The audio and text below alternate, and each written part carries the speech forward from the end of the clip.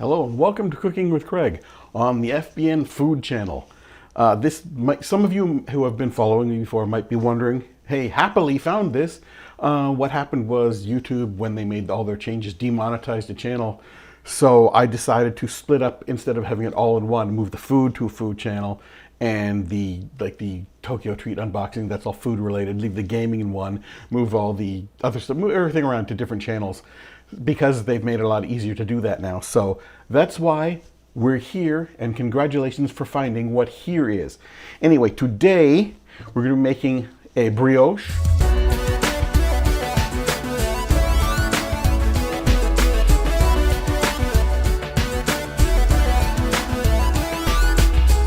And we're going to start with working on the dry ingredients. So here is the flour, and to that we're going to add the yeast. This is like fast acting yeast because I want it to rise fast, you know what I'm saying? So I'm just going to mix that through. And also to the dry ingredients, we're going to add this salt, the sugar, I should say. Don't add the salt, that would be really wrong.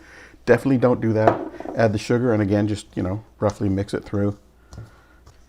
And what we have left is going to be milk, eggs, salt, and melted butter. So we'll do the wet ingredients. And we're going to start with adding the eggs.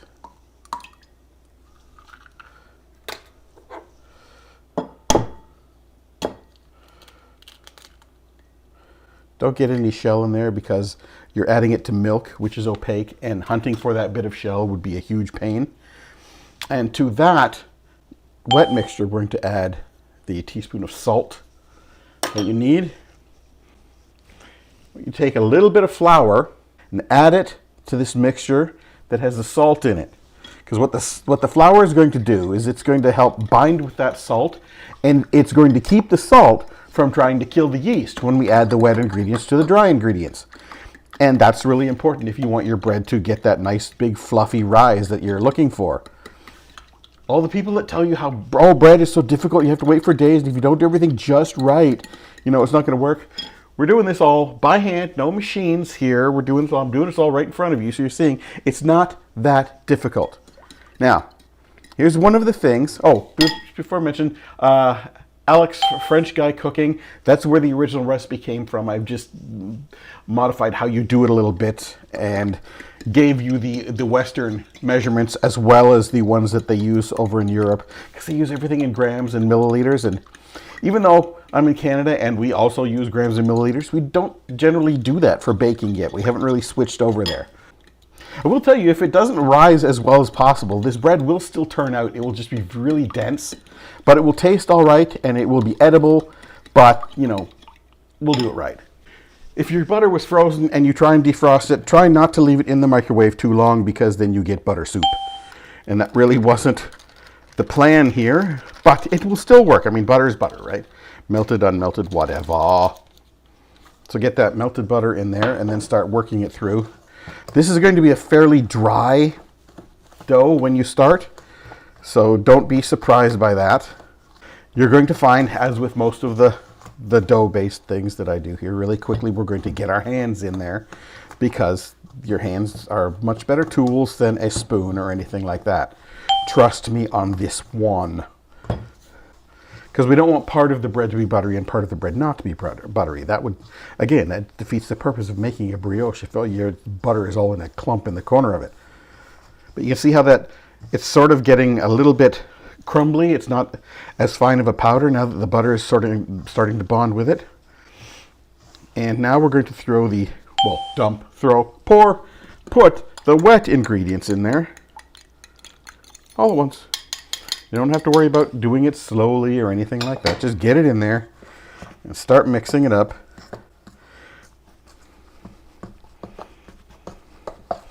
There's another thing that people will tell you too. That, you need to knead the bread for at least 45, 50 minutes, 3 hours, 7 days. Like, just relax. You don't need to get so crazy with things. You need to get it all fully incorporated. That's what you're looking for. Anything else is just a little bit of overkill. Okay, now you're going to find at this stage that your dough mixture is really sticky. That's okay. It's going to be that way for the first little bit. And you say, well, how am I going to knead it if it's all sticky? Look, it's sticking to my hands. This is no good. It's what it's supposed to do. Just relax. Follow along. Don't get lost. Don't skip a step. But yeah, it sticks to everything right now. And I'm telling you right now because that's going to change as you continue to knead it. And then that's how you know when you've kneaded it enough.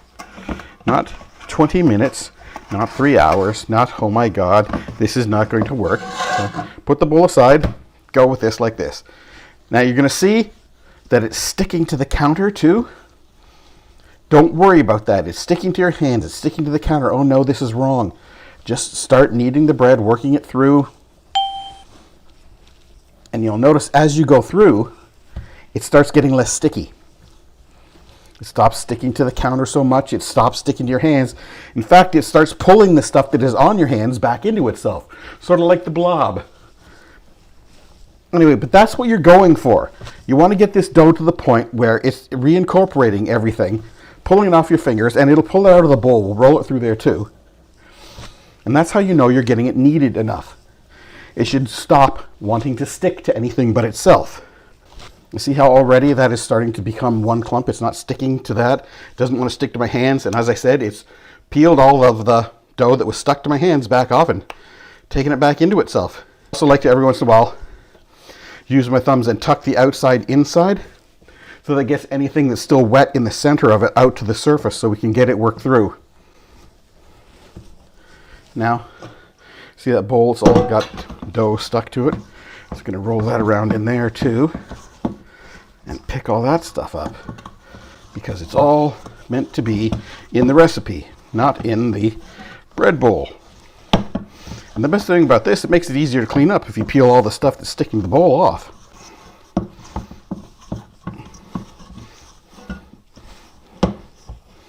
Okay, not perfect, but we got most of it. So we'll do a little bit more here.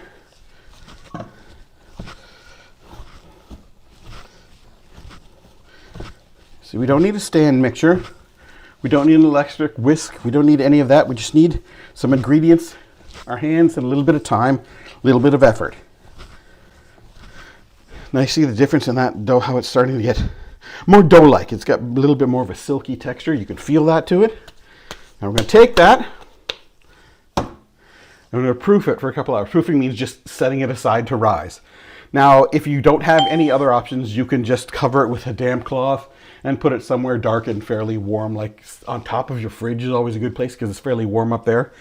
But if your oven has a setting for proof, which this one does, you can pop that in there and you're good to go. And we're going to leave that for 2 hours. If your oven doesn't have a setting to proof bread, you can always turn on the oven light. Don't turn the oven on, just turn on the oven light in there and put the bread in there for 2 hours because the oven light itself will generate enough heat usually to get you up to around 30 degrees Celsius, which is really good for this bread to rise. So I'm going to pop that in there and we'll come back in a couple hours and take a see what it looks like. Okay, it's been 2 hours. And so we're going to go back and take a look. So as you can see, the bread has doubled in size. So we're going to, first step, we're going to knock that down. Just roll it out. It's going to feel nice and warm, soft, very silky-like, which is what it should, and smell like that fresh bread dough. All these things that you're going to be happy about. Put that aside. Smack that down. You could make one big one if you wanted to, but I'm going to make 2 smaller loaves. About half and half. And then we're going to take that, twist that into 3 roughly equal portions, and then roll them out. You know, like you used to do when you were a kid, when the best thing you could make with your Play-Doh is, look, I rolled it out, I made a snake. Oh, that's great, honey. And don't bother Daddy, he's busy drinking. So, you're going to do that, and you're going to cross the 3 of them at the top. And then we're going to braid them.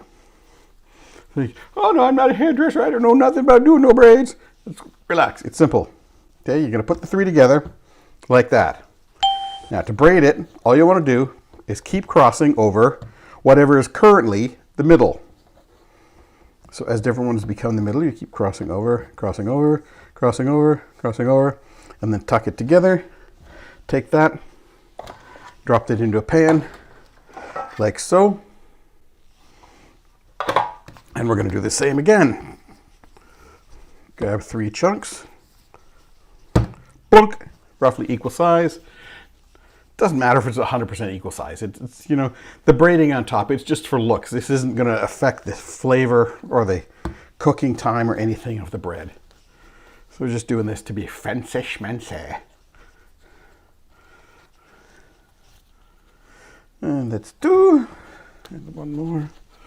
You're not going to just be able to roll it out. This dough is going to want to go back to the original shape that it was. You're going to have to sort of squeeze and pull as well as roll. Crossing the centerpiece over and over. Same way you braid your hair. If you've never braided your hair, you can do this by feel now, because now you know how to do it. Tuck the ends of that one in. We're going to stick these back in the oven. These two right here. Use these in. We're going to take these, put them back in the oven until they've risen just about till the edge of the pan. Probably about another 15 minutes. So we're going to toss these back in. And we'll take another look at them in about 15 minutes or so. It's been some time. Haul these out. And they have risen once more. Those are proof those are ready to go. So we're going to make a little bit of an egg and milk wash to go on top. The ratios aren't really important. Just a bit of milk, bit of egg.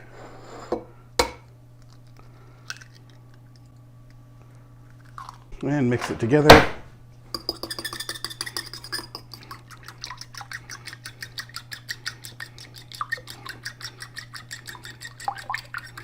And then brush it on top of the bread with a pastry brush.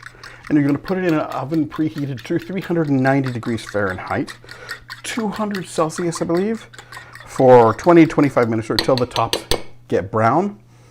You say, wait a minute, what if I don't have a pastry brush? Well, if you don't have a pastry brush, take a paper towel, fold it up like that, dip it in, and dab it on like that. There's no need to be fancy. We can always improvise.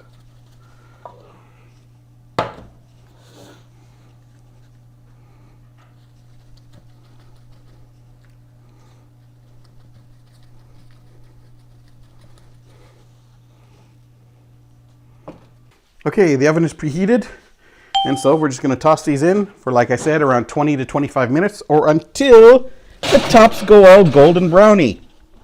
Okay, so it has been 20 minutes-ish. The tops are brown, so that means it's time to take the bread out. Oh, what's this? I don't know. Maybe you'll have to watch the next episode and find out. There we go. With the bread. And how you know you did bread right? It just pops right out. Look at that perfect loaf, like that. Le voilà, huh? Don't you just want to eat it right now? Well, you can't. Same thing with the other one. Give it a little shake, and out it pops. Perfectly done loaf. Okay, granted, because we split it into 2 pans, these are smaller loaves of bread, but they're fun for slicing up and putting some nice melted butter on. You're going to love it. There's some brioche for you. Like I said, it's simple to do. Doesn't take that long. Doesn't take even that much attention. Very little actual effort involved. A lot waiting and then cooking.